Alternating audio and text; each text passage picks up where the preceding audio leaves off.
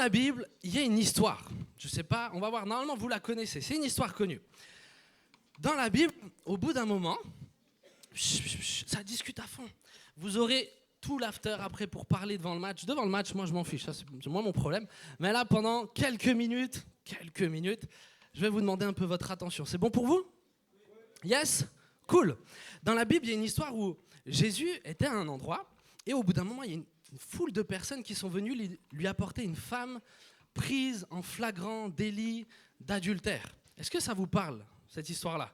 À main levée, qui connaît l'histoire? Ok, ça va. Bonne culture. Donc, qu'est-ce qui s'est passé? Alors, je ne sais pas comment ça s'est passé. Je ne sais pas comment on peut prendre quelqu'un en flagrant délit d'adultère. Franchement, je ne sais pas comment ils ont fait ça. Mais bref, ils ont pris une femme en flagrant délit d'adultère et ils l'ont apportée à Jésus. Ils l'ont apportée à Jésus, pourquoi? La Bible dit que c'était pour lui tendre un piège. Dans la loi, quand quelqu'un était pris en flagrant délit d'adultère, est-ce que vous saviez ce qu'il fallait faire? La lapider. Ok? La lapider, c'est lui lancer des cailloux jusqu'à ce qu'elle meure. D'accord? C'est violent. Donc des personnes vont venir et ils vont apporter à Jésus cette femme prise en flagrant délit d'adultère. Et ils vont lui dire, mais hey, qu'est-ce qu'on doit faire? La loi nous dit qu'on doit la lapider. Toi, Jésus, qu'est-ce que tu dis? Alors Jésus ne va pas répondre tout de suite, mais au bout d'un moment, il va quand même leur répondre, parce qu'ils insistent un petit peu. Et il va leur dire la chose suivante, mais que celui qui n'a jamais péché lui jette la première pierre. Et qu'est-ce qui se passe ensuite? Ils partent? Ouais. Ils ont tous reculé, ok? Ils sont tous partis. Pourquoi est-ce qu'ils sont tous partis? Est-ce que vous savez ce que le texte de la Bible nous dit? Ils étaient couverts de honte. Le texte va dire la chose suivante. Il va dire accusés par leur conscience. Ils vont tous finir par s'en aller. Ils étaient accusés par leur conscience et ils vont tous partir. Et le texte nous dit que d'abord les plus vieux et ensuite les plus jeunes. D'abord les vieux vont partir et ensuite les jeunes vont partir. Et ma lecture de ça, c'est juste que la conscience des anciens avait beaucoup de choses à leur dire. Hein, je pense que plus on vit, plus des choses moyennes, on en a faites quand même. Et du coup, les anciens, petit à petit, vont devoir s'en aller. Mais moi, ce qui va m'intéresser dans ce texte, c'est qu'il y avait quelque chose à l'intérieur d'eux, dans leur cœur, dans leur être, capable de leur rappeler leurs fautes, capable de les accuser, capable de les mettre face à leur hypocrisie, capable de les mettre face à ce qu'ils ont fait. Et c'était leur conscience. Et ce soir, on va parler un petit peu de ça. La Bible nous parle de la conscience, nous parle du rôle de la conscience. Et on va parler un petit peu de ça ce soir. Ça vous va? Amen? Good. Alors, je commence. Je vais essayer d'être efficace, mais je veux quand même prendre le temps de dire ce qui est important. Mon premier point, ça va être les origines et la définition de la conscience. Alors, je vous donne la définition de la conscience Wikipédia. Je la trouve pas mal. La conscience morale, Gewissen en allemand, si ça vous intéresse, est la capacité d'évaluer ses actions et celles des autres en fonction des principes de bien et de mal. Elle implique un jugement intérieur qui guide les individus dans leurs choix et leurs comportements. Et je m'arrête à là. La conscience, c'est quelque chose qui est inscrit en toi. On a tous une conscience. Si vraiment il y a quelqu'un, il est ici, il me dit « j'ai pas de conscience », tu as vraiment un problème. Parce que je suis sûr et certain que tu as une conscience. Il y a quelque chose en toi qui est là pour te dire mais ce qui est bien et ce qui est mal. Est-ce qu'on est d'accord avec ça? Yes, vous avez cette conscience? Ouais? Ok. On va parler un petit peu de ça. Mais pour moi, la conscience, c'est pas juste le fait de discerner ce qui est bien et mal.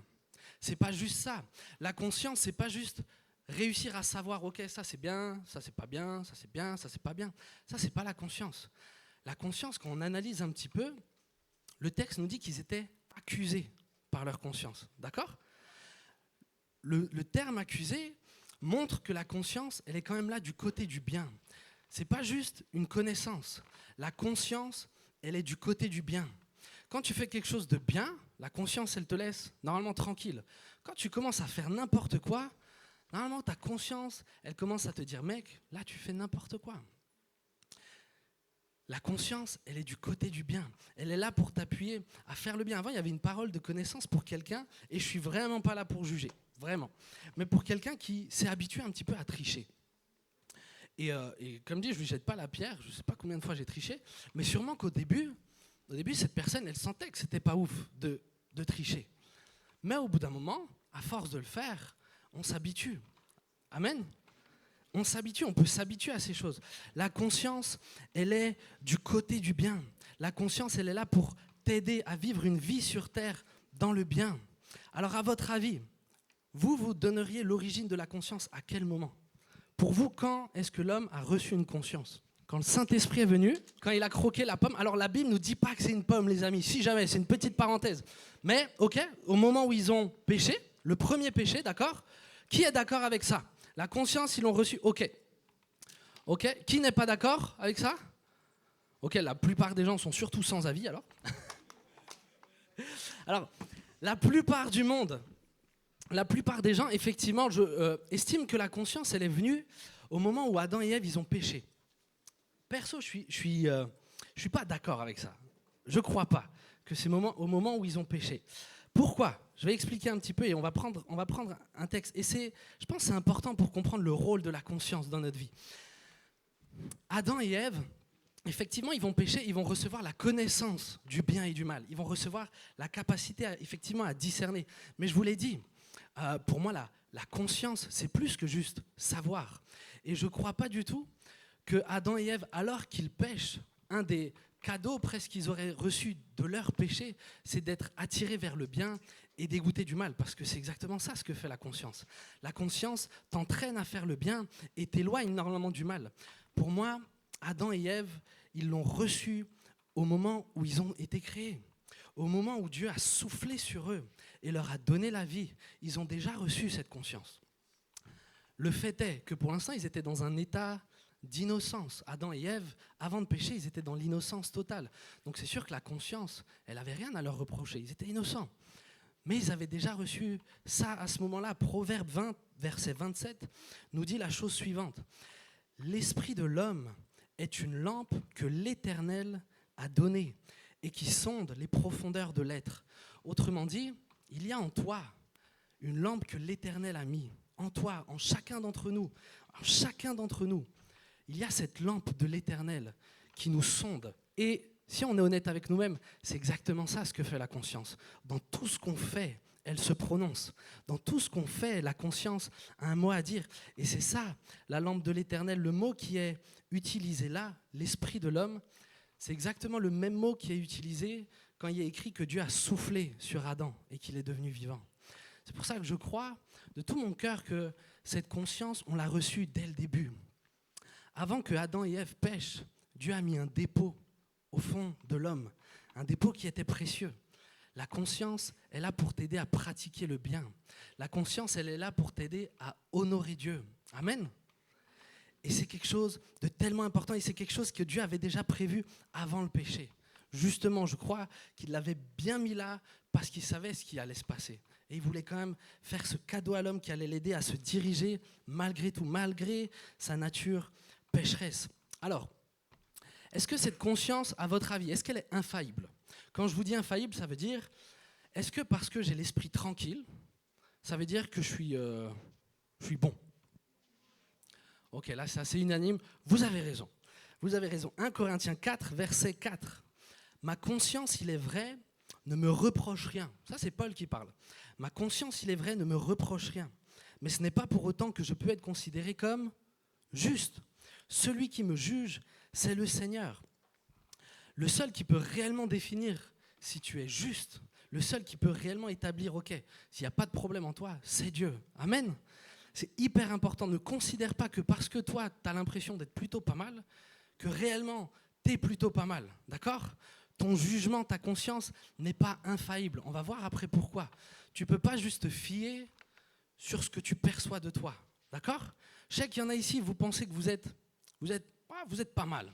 Peut-être qu'il y en a, vous l'êtes. Moi, je sais que j'ai du travail encore. Peut-être certains, ok, pas de problème. Vous vous sentez pas mal, mais crois pas que c'est pour autant que réellement, il n'y a pas de problème en toi. Peut-être que ta conscience, sur certains points, elle a moins de place pour parler, mais j'ai dit on va le voir un petit peu après. Mais le seul, dans l'absolu, le seul qui peut parler sur là où tu en es, c'est Dieu. 1 Timothée 4, verset 2 dit « Car ils seront égarés par l'hypocrisie de menteurs dont la conscience est marquée au fer rouge. » Dont la conscience est marquée au fer rouge. Ce terme marqué au fer rouge, d'abord ça reprend la marque qu'on mettait sur les esclaves. Les esclaves, on les marquait au fer rouge, ils étaient marqués, c'était sur eux. Et effectivement, quelqu'un qui vit dans le péché, je crois de tout mon cœur que sa conscience, elle en est marquée. Quand constamment tu fais n'importe quoi, je crois que tu le sais. Mais c'est pas tout. Le vrai terme qui est utilisé pour marquer au fer rouge, c'est le terme cautérisé. D'accord ? C'est le terme cautérisé. Est-ce que tu sais ce qui se passe si on cautérise une plaie ? Quand tu cautérises une plaie, qu'est-ce qui se passe ? Alors déjà, normalement, tu vas la refermer. Ça, c'est le côté positif, c'est le côté qu'on recherche quand même. Mais il y a de fortes chances qu'en la cautérisant, tu brûles des terminaisons nerveuses. Tu les crames. Et ensuite, tes terminaisons nerveuses, elles ne marchent plus. C'est-à-dire qu'à l'endroit où tu as été cautérisé, tu deviens insensible. D'accord ? Et là, Paul va parler de personnes qui ont cautérisé leur conscience. Et je crois que c'est ça, en fait, ce qui nous touche, et ce qui touche beaucoup, et ce qui fait que notre conscience n'est pas parfaitement fiable. Le problème, c'est qu'à force de pécher, à force que notre conscience, elle te dise « Hey, fais pas ça, arrête de boire cette 4e bière, arrête peut-être de tricher, arrête de faire ceci, cela. » Et à force de lui dire « Ah, je t'écoute pas, à force, à chaque fois, c'est comme si tu l'as fait taire, c'est comme si tu finis par la cautériser. Et à la fin, ta conscience, elle va te laisser tranquille. À la fin, tu vas pouvoir faire des trucs pas bien, des trucs de ouf devant Dieu, et pourtant avoir l'esprit tranquille. Mais le problème, c'est pas que tu es sans reproche. Le problème, c'est qu'à force de faire n'importe quoi, ta conscience, elle a été cautérisée. Ta conscience, elle est devenue insensible. Et ma question pour toi, c'est est-ce qu'il n'y a pas des endroits dans ta vie, des choses dans ta vie où finalement tu as cautérisé ta conscience ? Est-ce qu'il n'y a pas peut-être, je dis ça au pif, moi ça m'est arrivé, mais est-ce qu'il n'y a pas peut-être des mangas ? Allez, tiens, des mangas où à l'époque Dieu te disait, tu sentais que c'était pas fou, mais tu l'as continué. Aujourd'hui, tu as l'impression que Dieu il valide ton manga. Est-ce qu'il le valide ? Ou est-ce que tu as cautérisé ta conscience ? Qu'est-ce qui s'est passé ? Là, je vous donne un exemple. Je ne suis pas là pour te dire, tu as le droit de regarder ça, tu n'as pas le droit, je vais venir là-dessus après, mais réfléchis bien. Est-ce que tu n'as pas cautérisé ta conscience sur certains points ? Est-ce que tu n'es pas devenu un petit peu insensible à ce qui est réellement bien devant Dieu et ce qui est réellement bien et ce qui est mal devant Dieu ? Est-ce qu'on n'a pas tous un petit peu cautérisé notre conscience ? Il faut vraiment que tu te poses cette question. C'est une question qui est là et qui est hyper importante. Ce que je vous disais justement, c'est qu'on ne veut pas, avec les responsables, une des dernières choses qu'on a envie, et ça arrive que certains viennent me voir pour me dire est-ce que j'ai le droit de regarder ça ? Une des dernières choses qu'on a envie avec les responsables, c'est de dire ok, ce manga, tu as le droit de le regarder. Cette série Netflix, tu as le droit de la regarder. Ce bar-là, tu as le droit d'y aller. Ce truc, tu peux boire. Ça, c'est la dernière chose qu'on a envie de faire, d'accord ? On n'est pas là pour ça. Amen. S'il te plaît, ne viens pas me voir pour me demander est-ce que j'ai le... On n'a pas envie de faire ça. Dieu a mis quelque chose en toi, normalement, qui te rend capable de l'honorer dans tout ce que tu vas faire dans ta vie, dans tous les actes, dans tous les choix que tu vas faire, dans chaque circonstance de ta vie. Dieu a mis en toi un dépôt précieux, qui est la conscience, qui devrait t'aider à l'honorer en toutes choses. Tu n'as pas besoin de moi, normalement, pour ça. Amen. Je peux te conseiller. On peut prendre la Bible ensemble, on peut lire la Bible ensemble, mais nous, les responsables, on n'est pas là pour te dire qu'est-ce que tu as le droit de faire et qu'est-ce que tu n'as pas le droit de faire. Amen. Je sais que certains, on m'a souvent posé des questions, et c'est surtout par rapport aux mangas et aux séries, parce que dès que c'est un petit peu... voilà. Et vous voulez avoir l'esprit tranquille. Ce que Dieu te demande, c'est d'écouter ta conscience. Il te l'a donné pour ça. Yes ? Il y en a, ils pensent à certaines séries qu'ils ont l'habitude de regarder, là. Peut-être que Dieu va te travailler. Je serai content pour ça. Notre responsabilité, j'avance. Quelle est notre responsabilité par rapport à Dieu ? Parce que c'est quand même ce point-là qui va surtout nous intéresser. Quelle est notre responsabilité vis-à-vis de Dieu par rapport à notre conscience ? Parce que c'est compliqué. D'un côté, on voit qu'elle n'est pas infaillible, donc on ne peut pas parfaitement s'appuyer sur elle, mais alors on en fait quoi ? 1 Pierre 3, verset 21. Ce verset, s'il vous plaît, retenez-le pour moi, et je vais le reprendre encore après. Ce verset, il est tellement, tellement précieux pour vos vies. Nous aussi maintenant, nous sommes sauvés par un baptême qui ne consiste pas dans la purification d'une impureté physique, mais dans l'engagement d'une bonne conscience envers Dieu. Il nous sauve à travers la résurrection de Jésus-Christ. Qui est baptisé à main levée? Ok, c'est pas pour afficher ceux qui ne le sont pas.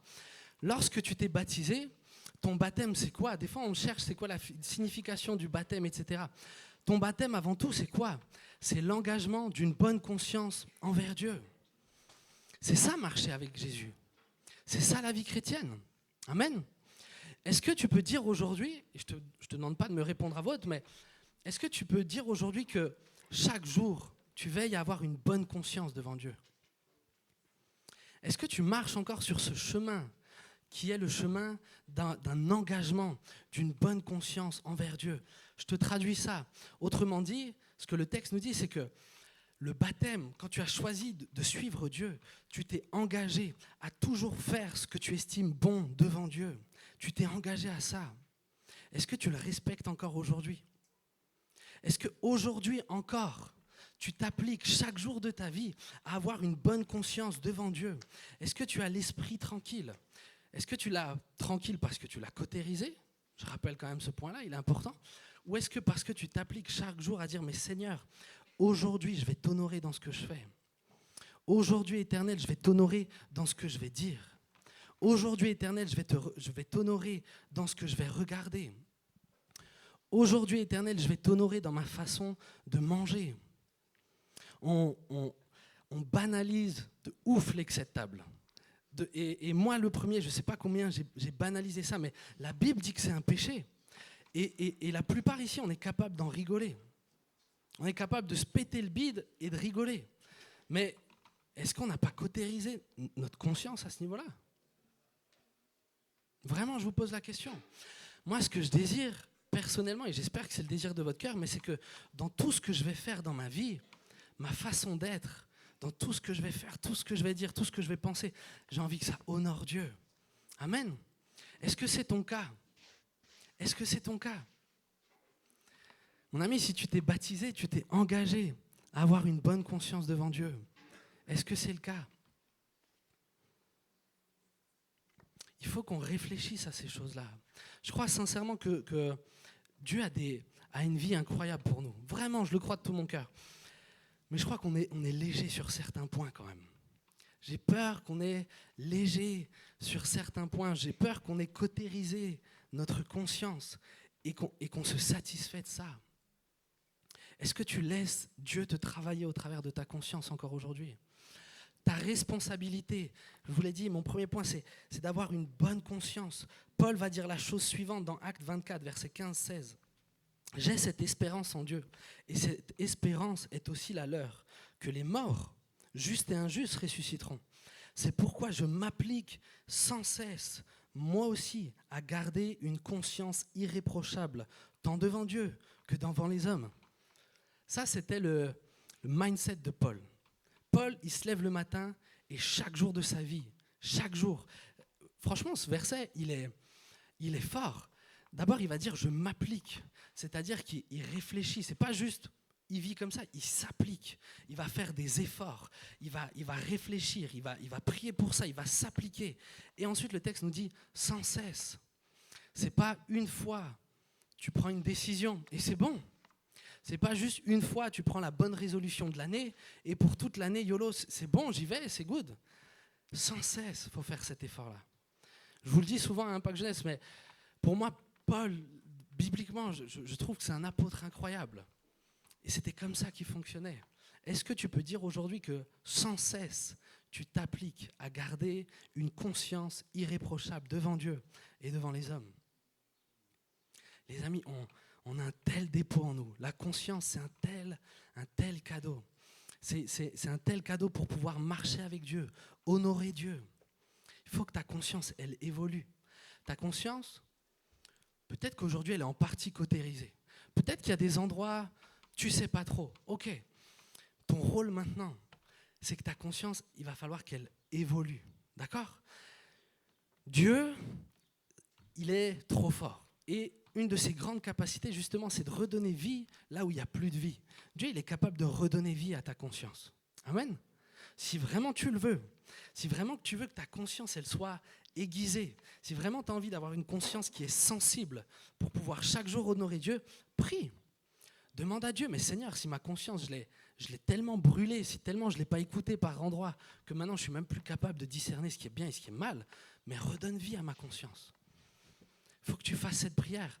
Ta responsabilité, ça va être de faire évoluer cette conscience-là, qu'elle devienne de plus en plus sensible. Le but, c'est que tu ressembles à Jésus-Christ. Amen. Est-ce que tu as envie de ressembler à Jésus? Amen. Pour de vrai? Parce que Jésus, il a jamais péché, les amis. Moi, je fais partie de ceux qui pensent qu'on peut ne pas pécher. Je ne vois pas pourquoi on serait condamné à pécher. D'accord? Tu peux ne pas pécher. Mais si on prend l'habitude de ne pas écouter notre conscience, qui est là pour nous aider, si on prend l'habitude de faire ce qu'on veut quand on veut, c'est sûr que ça va devenir compliqué. Mais tu peux vivre une vie sans péché. Tu peux être juste, tu peux rester droit devant Dieu. Amen. Amen. Amen. Vraiment, c'est possible, les amis. Deuxième point de ce point-là. Tu dois le faire par l'esprit. Ce n'est pas juste toi et tes propres efforts à écouter ta conscience. Et ce point, j'ai l'impression qu'on en parle souvent dans nos prédications, donc je ne vais pas trop le développer, mais Romains 9, verset 1 dit « Je dis la vérité en Christ, je ne mens pas. Ma conscience m'en rend témoignage par le Saint-Esprit. » Ce n'est pas juste ta conscience. Aujourd'hui, toi qui es né de nouveau, toi qui as reçu, toi qui t'es fait baptiser, toi qui as donné ta vie à Jésus, tu as reçu aussi le Saint-Esprit. Amen. Le Saint-Esprit, il est là pour nous aider. Il faut que ta conscience, elle soit... En gros, le Saint-Esprit, il faut que ce soit le pilote de ta conscience. D'accord? Il faut que ce ne soit pas juste toi comme tu penses. Il faut que tu pries, mais Saint-Esprit, dirige ma conscience. Dirige ma conscience. Montre-moi ce que tu veux. Reprends-moi quand c'est pas bien. Il faut absolument que tu demandes cela au Saint-Esprit. Ne sois pas passif. Amen. Ne sois pas passif. Demande au Saint-Esprit de diriger ta conscience. Est-ce que tu lui laisses la place? Je vais faire une petite parenthèse. On a l'habitude de dire qu'on veut que le Saint-Esprit nous dirige. La marche par l'Esprit et tout ça. C'est pas faux. Mais je vous l'ai dit, ta conscience, elle est en toi, d'accord? Elle est propre à toi. Un des désirs que Dieu a, c'est que nous, ses enfants, parce que tu es enfant de Dieu, je te le rappelle, un des désirs que Dieu a, c'est que tu lui ressembles naturellement. C'est-à-dire que sans aide extérieure, sans responsable, sans ceci, sans cela, tu devrais être capable de marcher sur terre et de savoir, ok, qu'est-ce qui est bien, qu'est-ce qui est mal. Sans aide extérieure, Dieu veut que tu sois capable, dans ta maturité, dans ta spiritualité, de discerner ces choses-là. C'est pour ça qu'il ne veut pas juste que nous, on vous aide. Il ne veut pas que moi ou que Esteban ou que Tim ou je ne sais pas qui viennent te dire « Non, mais ça, frère, tu ne devrais pas le faire. » Il veut que ça vienne de toi. Le désir que Dieu a, c'est que tu sois sur terre tel que lui, il est. Amen. Il désire que tu sois sur terre tel que lui, il est. Que tu commences à détester ce qu'il déteste. Que tu commences à aimer ce qu'il aime. Que les péchés que tu avais peut-être l'habitude de commettre, mais que tu commences à sentir, non mais ça, c'est en moi, c'est en train de s'inscrire en moi, il n'y a pas moyen que je le fasse. Est-ce que tu as soif d'avoir une conscience comme ça qui est aiguisée? Yes? Purée, j'espère que oui. J'espère que oui, je continue. Fais ce que tu peux. Amen. Fais ce que tu peux. Ça peut sembler un peu difficile, peut-être jusque-là. Dieu ne te demande pas l'impossible. Ce que Dieu te demande, c'est de faire ce que tu peux. Je te prends un exemple. Imagine, moi vous le savez, j'ai 4 enfants.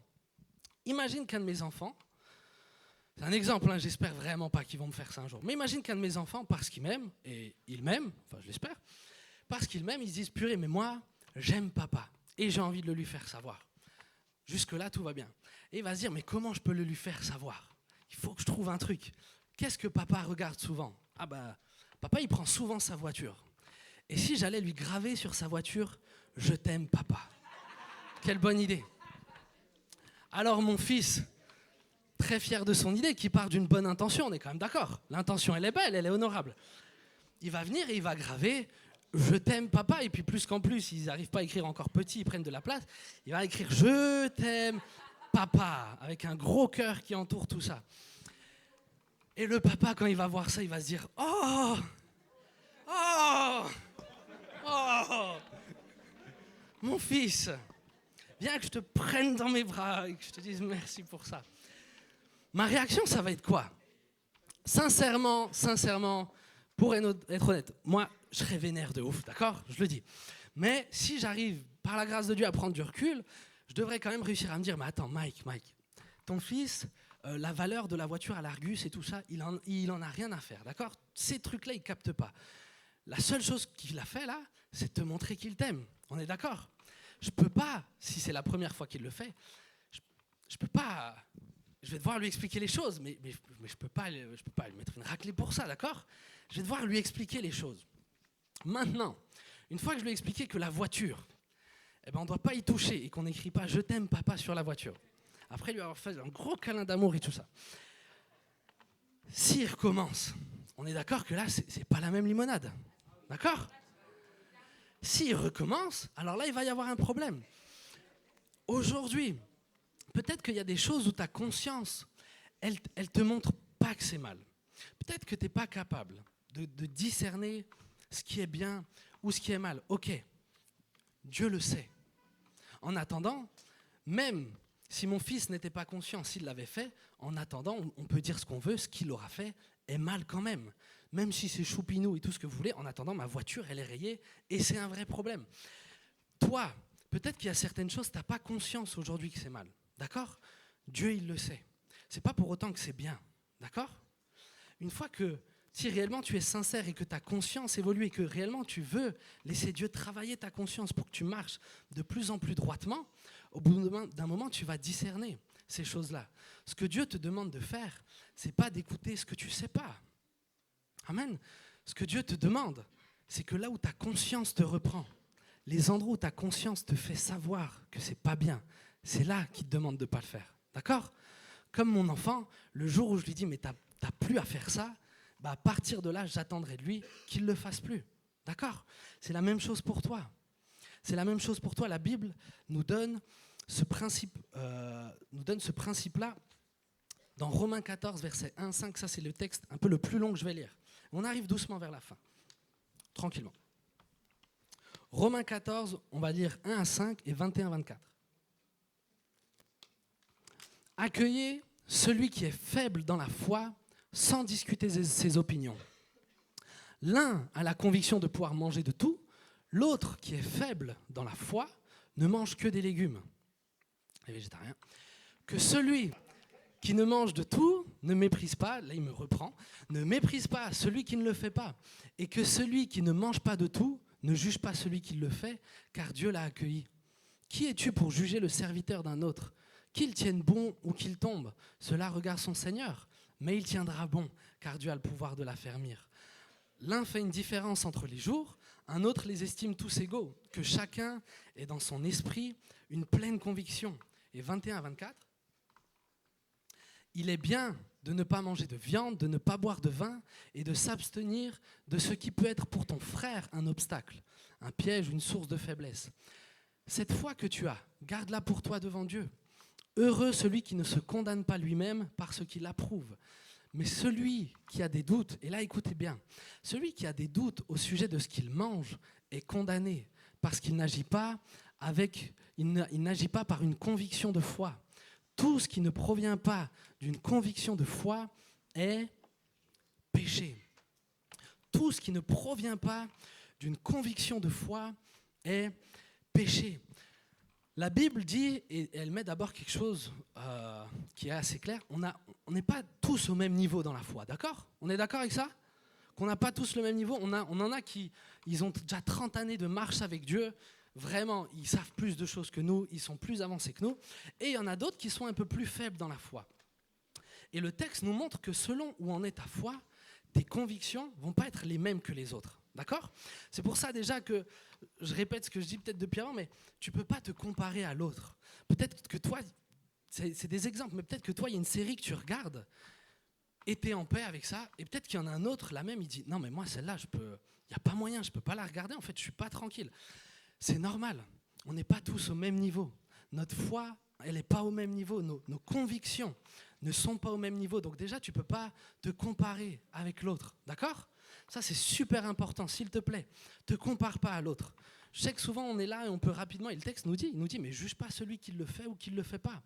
Tu n'es pas là pour juger. Tu ne sais pas où il en est ton frère dans sa foi. Amen. Tu ne sais pas où il en est. Et toi-même, où est-ce que tu en es ? Moi, je ne sais pas. On aura du coup, selon notre niveau de foi, des convictions différentes. Et ensuite, ce que le texte va nous dire, et c'est là que c'est important, c'est que c'est selon ta conviction que tu dois agir. Ça veut dire que si tu as une conviction, alors ce que tu vas faire, ta conscience, elle va te laisser tranquille. Si tu n'as pas de conviction, et que tu vas le faire quand même, normalement, ta conscience, elle ne va pas te laisser tranquille. Je vous donne un exemple, d'après ce texte. En gros, il y en a un qui va boire du vin, et il est tranquille avec sa conscience, d'accord ? Et il a raison. Boire du vin, bibliquement, pas de problème. Il va boire du vin, et devant Dieu, il se sent en paix. On est d'accord avec ça par rapport au texte ? Ouais, vous êtes encore avec moi ? Yes. Il y en a un qui boit du vin, il est en paix. Il y en a un autre qui va boire du vin, et lui, il va pécher. On est d'accord avec ça ? Ça veut dire qu'il y en a un, quand il boit du vin, il ne pêche pas. L'autre, quand il boit du vin, il pêche. On est d'accord avec ça ? On est d'accord ou pas ?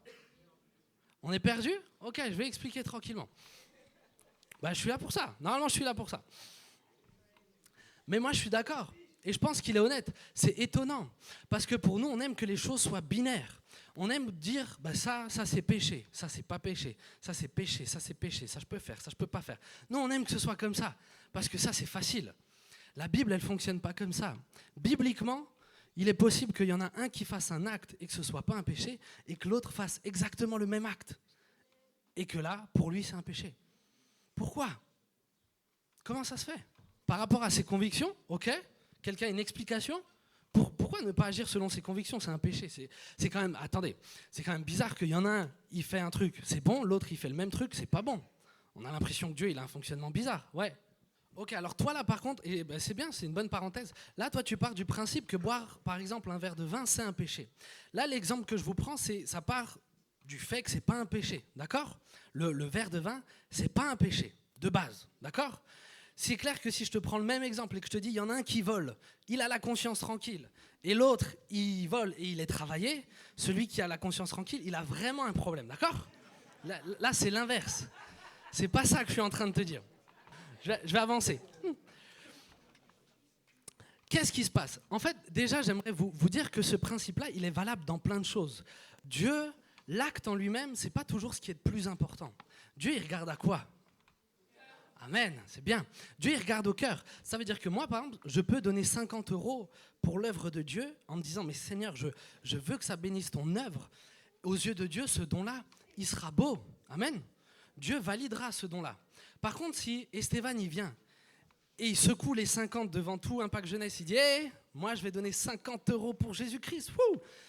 Là, Dieu, le don, il ne le valide pas. Pourtant, les deux, on donne 50 €. On est d'accord ? Yes ?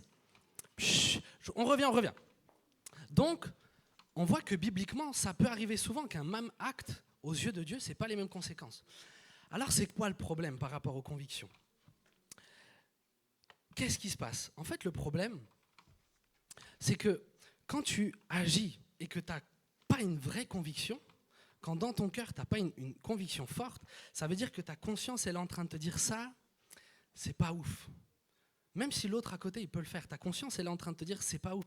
Et tu vas quand même le faire. Le vrai problème, en fait, c'est que intérieurement, tu choisis de faire ce que tu estimes mal. D'accord ? Quand tu n'écoutes pas ta conscience, celui qui va boire un verre de vin, pas avec une conviction où il se dit mais peut-être que là je pêche, il est en train de faire un truc où il se dit mais potentiellement je pêche, mais je le fais quand même. C'est ça le problème aux yeux de Dieu. C'est ça le problème quand tu n'agis pas avec une vraie conviction. Quand tu n'agis pas avec une conviction forte, devant Dieu, il voit que tu es en train de prendre un chemin que toi, tu estimes potentiellement mauvais. Et Dieu ne t'a pas fait pour choisir le mal. Amen. Dieu t'a fait choisir le bien. Dieu t'a créé pour que tu choisisses le bien. C'est là le problème des convictions. C'est pour ça que l'un peut boire un verre de vin. Lui, il est en paix devant Dieu, donc il peut le boire et Dieu ne lui reprochera pas. Mais l'autre qui n'est pas en paix, il est enfin intérieurement dans son cœur, en train de choisir de faire le mal. Dans son cœur, le chemin qu'il prend, il a l'impression de faire le mal. Et c'est ça que Dieu reproche. Ce que Dieu attend de toi, c'est que tu choisisses toujours ce que tu estimes être bon devant lui. Amen. Peut-être que ta foi, elle doit progresser, peut-être que tes convictions ne sont pas encore, et elles doivent être travaillées, mais ce que Dieu attend de toi, écoute-le bien, ce que Dieu attend de toi, c'est que tu fasses ce que ta conscience te dit.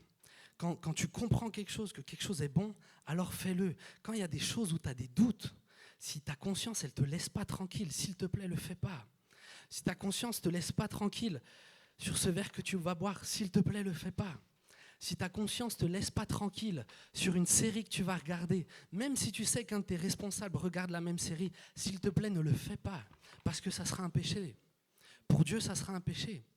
Si tu n'es pas tranquille quand tu vas dans certains endroits, fréquenter certains milieux, si tu es là à te demander « Ah, mais est-ce que vraiment je peux faire ça? Est-ce que vraiment je peux aller là ?» Ne le fais pas. Si tu n'as pas une conviction, ne le fais pas. Ce que Dieu attend, c'est des hommes et des femmes qui sont capables de chercher à l'honorer en tout temps. Et comment l'honorer? En faisant en fonction de nos convictions, en fonction de ce qu'on a compris. Moi, je sais que dans ma vie chrétienne, il y avait des livres que je lisais qui n'étaient pas chrétiens. Et quand je les lisais, franchement, j'étais pas trop en paix, d'accord? Ils n'étaient pas mauvais en soi, mais j'étais pas en paix à cause du temps que ça me prenait, à cause de plein de choses. Et j'en avais parlé avec quelqu'un de plus mature spirituellement. Et il va me conseiller et tout ça. Et bref, lui, ce qu'il va me dire, c'est en gros, bref, vas-y, lis. Et franchement, moi, je perdais ma paix. J'arrivais pas en fait. Et pourtant, je suivais un petit peu le conseil de cette personne-là de lire, et pourtant, j'étais pas en paix. Et moi, sincèrement, c'est en préparant cette prédication que j'ai compris que ce que Dieu me reprochait, c'était pas tellement de lire le livre, c'était d'agir sans conviction, d'être prêt à choisir de faire ce que j'ai l'impression qui est mal devant Dieu. Dieu attend de toi que dans chacun de tes actes, mon petit frère, ma petite sœur, dans chacun de tes actes, cherche ce qui est bien. Et si tu te poses la question, ah mais est-ce que vraiment je peux faire ça? Vraiment, si tu te poses vraiment la question, deux choses. Soit ne le fais pas, parce que c'est déjà que tu n'es pas en paix, logiquement. Soit prie. Moi, c'est quelque chose que je fais. Il y a des endroits où je me dis, mais est-ce que normalement, je ne suis pas censé pouvoir être tranquille par rapport à ça? Alors, je me mets à part et je dis, ok Seigneur, donne-moi des convictions sur ce que je peux faire ou pas faire. Je veux t'honorer. Alors, donne-moi des convictions. Si je peux le faire, donne-moi des convictions. Si je ne peux pas le faire, alors que je n'ai pas de conviction et je ne le ferai pas. Ça, c'est marcher pour Christ. Amen. Il faut qu'on ait des convictions. Les conséquences. Et j'arrive à ma conclusion. Je fais les conséquences et j'arrive à ma conclusion. 1 Timothée 1, versets 18 à 20. Timothée, mon enfant, voici l'instruction que je t'adresse conformément aux prophéties faites précédemment à ton sujet. T'appuyant sur elle, combat le bon combat en gardant la foi et une bonne conscience. Cette conscience, quelques-uns l'ont rejetée et ils ont fait naufrage par rapport à la foi. C'est le cas d'Hyménée et d'Alexandre que j'ai livré à Satan afin qu'ils apprennent à ne plus blasphémer. Ce verset, il est fort. Ce verset, il est fort. D'abord, je veux juste souligner, Timothée, c'était le fils spirituel de Paul. Paul aimait Timothée tendrement. Il y a plein de versets où il va dire qu'il le chérit tendrement comme un père. Paul aimait Timothée. Et là, on est dans la première lettre qu'il envoie, c'est 1 Timothée, et on est dans le premier chapitre. Dès le début, Paul rappelle à Timothée l'essentiel. Timothée, mon enfant, garde une bonne conscience devant Dieu. N'accepte pas de vivre des journées où tu fais des choses où tu n'es pas en paix vis-à-vis de Dieu. N'accepte pas de faire des choses, de dire des choses, de penser des choses qui ne te laissent pas en paix avec Dieu. Il faut que tu gardes une bonne conscience. Mais ensuite, il continue et il va dire, mais cette conscience-là, cette conscience que Dieu a donnée pour qu'on marche, cette conscience, quelques-uns l'ont rejetée et ils ont fait naufrage par rapport à la foi. Faire naufrage par rapport à la foi, mais c'est quitter la foi. S'ils ont fait naufrage par rapport à la foi, c'est qu'ils étaient dans la foi, c'est-à-dire qu'ils professaient Christ comme toi et moi. Ils disaient « Je t'aime Seigneur » comme toi et moi. Ils aimaient Jésus, ils chantaient des louanges, ils récitaient des psaumes, ils faisaient des choses pour Christ. Mais ils ont rejeté cette conscience. Ils ont pris l'habitude jour après jour de ne pas écouter leur conscience. Ils ont pris l'habitude de ne pas prendre au sérieux juste cette phrase qui leur disait « Mais ne te resserre pas, fais pas ça, tu m'honores pas dans tes excès ». Mais ils l'ont rejeté. Et ils ont rejeté cette conscience encore et encore, encore et encore. Et ils ont fait naufrage par rapport à la foi. Ils sont sortis de la foi, au point qu'ils en sont venus à blasphémer. Blasphémer, c'est quoi? Blasphémer, c'est dire des choses ou avoir une attitude insultante vis-à-vis de Dieu. Ils étaient dans la foi, ils étaient dans le salut, ils étaient dans l'amour de Christ et tout ça. Et en rejetant cette conscience, au fil du temps, ils en sont venus à blasphémer. Et crois pas que ça ne peut pas t'arriver. Si tu n'apprends pas à écouter ta conscience, mais tu finiras comme eux. Si moi, je n'apprends pas à écouter ma conscience, je finirai comme eux, au point que Paul a dû les livrer à Satan. Ça veut dire qu'il les a rejetés de l'Église. Il les a bannis de l'Église. C'est dans l'espoir qu'ils reviennent, il le dira, mais quand même, c'est ce qu'il a dû faire. Si tu peux mettre la slide, c'est vraiment ça l'ordre. D'abord, ils rejettent la conscience. Ensuite, ils font naufrage par rapport à la foi. Ils en viennent à blasphémer et ils sont livrés à Satan. J'ai pas envie que ça t'arrive. J'ai pas envie que ça t'arrive. Et j'ai peur, parfois, et je m'inclus malheureusement dans cette phrase, j'ai peur qu'on est léger avec notre conscience. J'ai peur que facilement, quand notre conscience, on le sent, c'est pas un grand chose, c'est un petit tiraillement qu'on a à l'intérieur. Notre conscience nous reprend et on a vraiment pris l'habitude de la mettre de côté et de dire « Ah, c'est pas si grave, c'est pas si grave, c'est pas si grave, c'est pas si grave ». Et on regarde des choses et on cautérise notre conscience. Et est-ce qu'on réalise où ça peut nous emmener? Moi, si je te prêche ça de tout mon cœur, c'est premièrement parce que j'ai envie que Dieu soit honoré en toutes choses. J'aimerais que ta vie honore Dieu. Ma première priorité, ça reste Dieu, ça reste la gloire de Dieu, mais ma deuxième priorité, c'est toi. J'ai pas envie que tu fasses naufrage par rapport à la foi. Est-ce que tu as pris l'habitude d'écouter ta conscience? Est-ce que tu as pris l'habitude de dire, mais Saint-Esprit, s'il te plaît, si j'ai endormi ma conscience, si elle est cautérisée sur certaines choses, s'il y a des choses sur lesquelles je suis devenu insensible, s'il te plaît, reprends-moi, dis-le-moi, montre-le-moi. Est-ce que tu te mets à genoux devant Dieu en lui disant, mais Seigneur, je veux vivre une vie qui t'honore sincèrement. Sincèrement, je veux t'honorer. On a tous une conscience. Tu ne peux pas me dire que tu n'en as pas. Et j'ai dit, tu n'as pas besoin d'être au même niveau. Tu es là où tu en es avec la foi que tu as aujourd'hui. Ce que Dieu te demande, c'est de faire ce que tu comprends aujourd'hui. Là où la conscience te reprend aujourd'hui, écoute-la. Arrête de la mettre de côté. Arrête de la mettre de côté. Je sais que tu le fais. Je sais que je le fais. Redevenons sérieux avec ce cadeau que Dieu nous a fait. Il nous a donné, il a mis quelque chose en nous afin de marcher dans cette sanctification, dans cette glorification. C'est la conscience, guidée par le Saint-Esprit. Amen. Je vais arriver à ma conclusion, si tu peux venir, Judith, tranquillement. En conclusion, peut-être un rappel.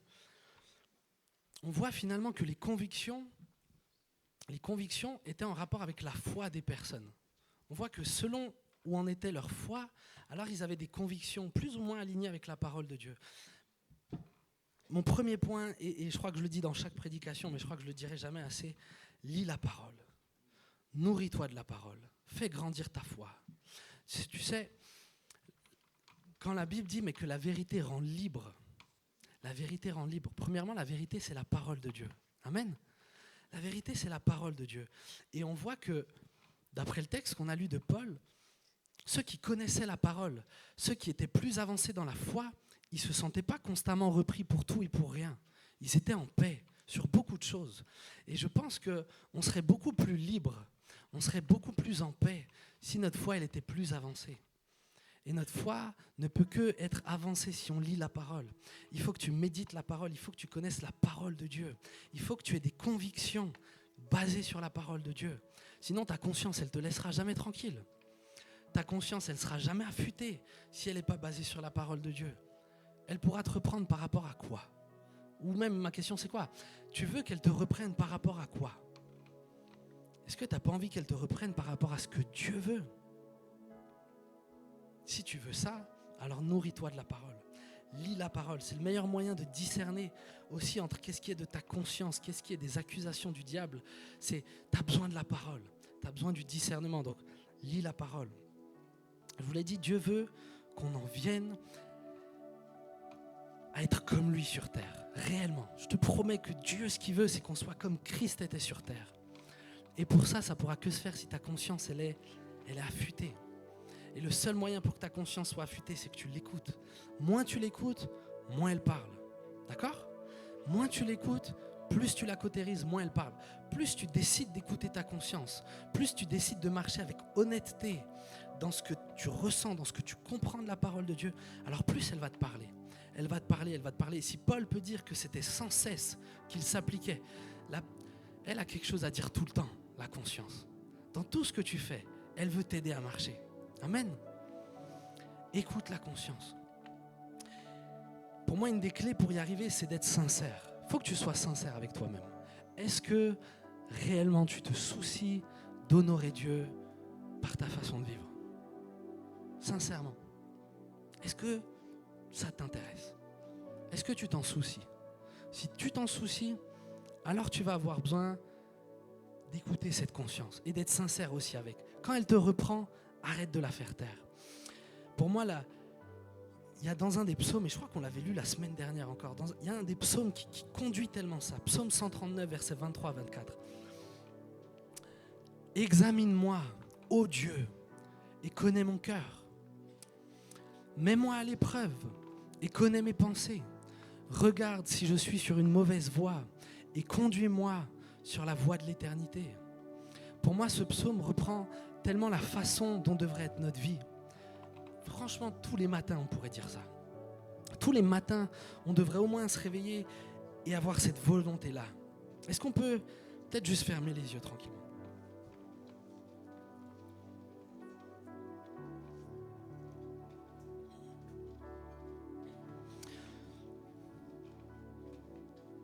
Tu devrais pouvoir dire, je traduis un petit peu ce psaume, mais ta prière devrait être la suivante. Examine toutes mes voies, Seigneur, car je cherche sincèrement à faire ce qui est juste devant toi. Connais le fond de mon cœur. Éprouve-moi. Mets-moi face à des choix afin que je choisisse le bien et que tu connaisses mes pensées. Ce que je désire, c'est faire ce qui te plaît. Seigneur, je fais ce que je crois être bien, mais je connais ma faiblesse et ma tendance au mal. Montre-moi si je suis sur une mauvaise voie afin que je m'en détourne.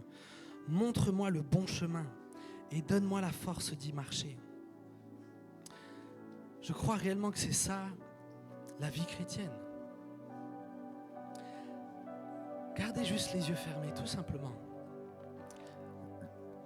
Ce que disait Ben l'autre fois est juste, le diable cherchera toujours à détourner aussi l'attention. Dieu est en train de te parler. Dieu est en train de te parler. Est-ce que tu marches dans cette voie-là? Est-ce que c'est ce que ton cœur désire? Est-ce que cette prière, tu pourrais la faire réellement? Est-ce que ça vient du plus profond de tes tripes, cette soif d'honorer Dieu dans chacun de tes choix, de ne pas être léger sur aucun des choix? Je vais simplement faire un appel. Je vais faire un appel. Et je vais juste rappeler ce que Paul nous disait au début. Le baptême, donc suivre Christ, l'engagement qu'on a pris, ce n'est pas la purification d'une impureté physique, mais c'est dans l'engagement d'une bonne conscience envers Dieu.